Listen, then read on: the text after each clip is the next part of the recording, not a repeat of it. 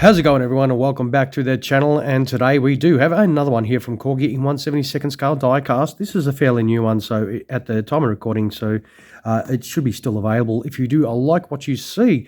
And what do you see? You see a Fairey Swordfish Mark 1 here. It is from number 833 Squadron from the Fleet Air Arm while aboard the escort carrier HMS Biter during Operation Torch in 1942. Now, English swordfishers were to provide anti-submarine patrols to protect the Allied invasion fleet for Operation Torch, of course, but rough seas, which would see many of the HMS Biter's swordfishers crash in landing accidents, and some so badly that they actually have to be pushed overboard back into the rough seas.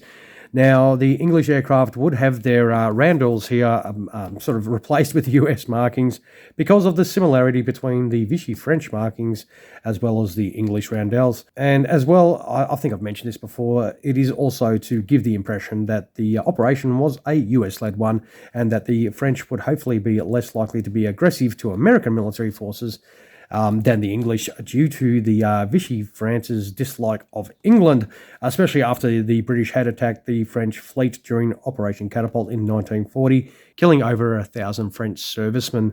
All right, we'll open this up. Now, 833 Squadron would operate from 1941 to 1944, protecting convoys in the heat of North Africa, like the one we have here, and the vast expanses of the Atlantic, as well as the cold of the Arctic, so they would fly everywhere. Now, you do get a little collector card. It does have some details there. There is a limited run of 1,000, as you can see there. There is a lot of info on the back of that. That is the front there. And of course, we got to get this out of the box and out of the blister pack as well, or the clamshell, whatever you want to call it. Let us get this open. So it does have the little stand in here as per usual, if I can manage to get it out. Now, this stand is all completely plastic. Yep, no metal in it whatsoever. You also do get a little baggie that does, what does it have? It has, what do we have here? Looks to be a whole heap of bomb ordnance to put on the aircraft. We'll see if we can open that up and put it in our hand so you can actually see it. And that is all the little bomb ordnance that you do have, which will be able to fit under the aircraft, I assume. And that great looking aircraft in there, it is well protected, which is really good. So there is a lot of foam in there. So we should be able to just grab these out. Yep, very nice. Does just lift out like that. We'll move this part out of the way, and it does still have a lot of that foam protection there, which is awesome. Very well protected indeed. Now, this livery obviously is going to be a little bit of a different one. Oh, as you can see there, the arrestor hook actually does come out. I'm not 100% sure if they could in the older one, so that might be a new feature. Well, that is pretty cool. So yeah, definitely comes in and out. The gun for the rear gunner there, that moves nice as well. So that moves around up and down if you want to put it into a firing position. We'll zoom in a fraction so you can actually check out some of these nice details. Of course, check out that. You can see all the rigging in the wings as per usual. The details on the piler figures, absolutely insane. They are really well done. That is cool. These Corgi swordfish are always really well made. I do have a few of them now. This livery, very, very interesting though. Man, that's cool. Hopefully you are enjoying the lovely details that this model does have. I have heard some people mention that it's not quite as good as the older ones. Look, to be honest, I don't think it's that bad. The propeller spins. It's got some reasonable engine detail. I don't think it's that much worse off, I suppose, than the older ones. I reckon it's still pretty neat. So obviously under there, that's where we have to affix those bombs. Do we dare to try and bore you with that? Let's have a little go. All right, how easy are they to do? Okay, so they are reasonably easy to put on. Let's see if we can do it quickly for you.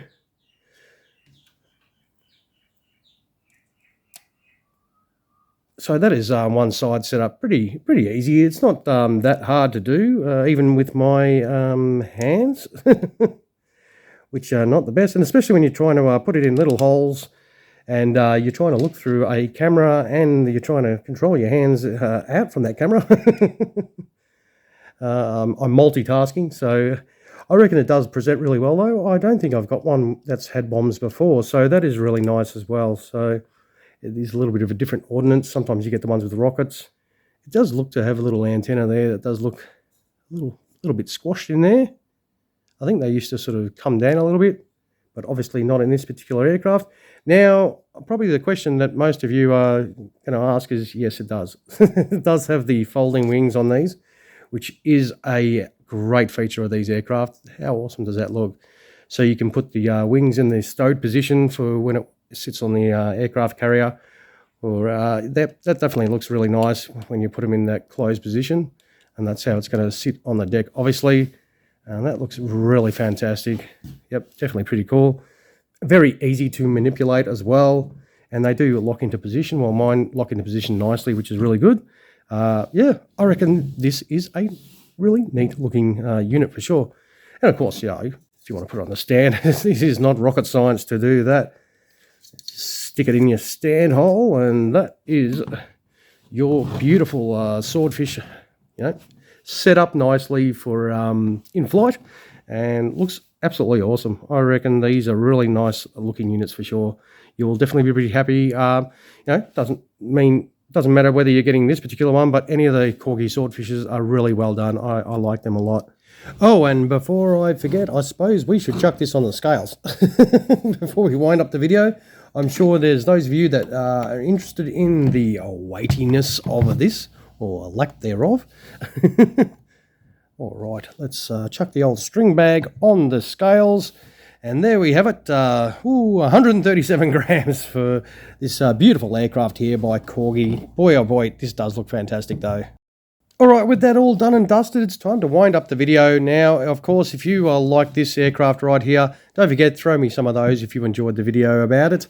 And of course, if you're watching and haven't subscribed to the channel, feel free to do that as well. I will do the usual. I'll take the pics of this and throw them at the end of the video, of course, and you can check them out without my fingers all over the aircraft. And thanks once again for spending your time in checking out another one of our videos. I really do appreciate everyone dropping past.